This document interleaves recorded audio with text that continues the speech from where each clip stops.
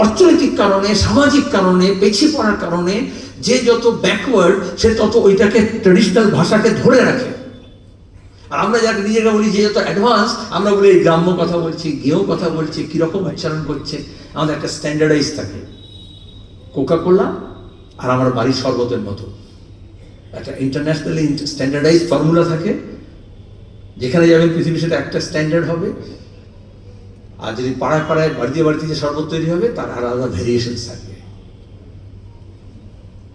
আজকে দাঁড়িয়ে শাসক শ্রেণী, শাসক দল, তাদের এত মাতব্বরি বেড়েছে, তারা ঠিক করে দেবে যে আপনি কোন ভাষায় কথা বলবেন। অমিত মালব্য বলবে যে সিলেটি ভাষাটা কোনো বাংলা ভাষাই নয়, ভারতীয় ভাষাই নয়।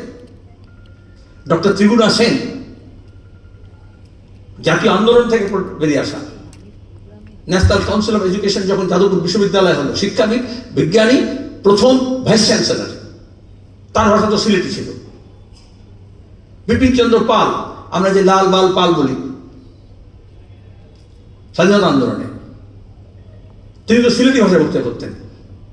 তারপর অন্য সব ভাষায় তিনি বক্তৃতা করতেন, ভীষণ বাগ্মী ছিলেন।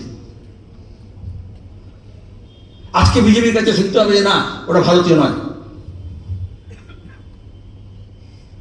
আর সেটাকে তৃণমূল কংগ্রেস হিন্দিতে বলে ভোট কে লিয়ে ভুনানা, যেমন ছোড়া বাজে না, সেরকম এই সাম্প্রদায়িকরণ যেটা ভাষা হচ্ছে সেটাকে নিয়ে এখন ছোড়া হচ্ছে।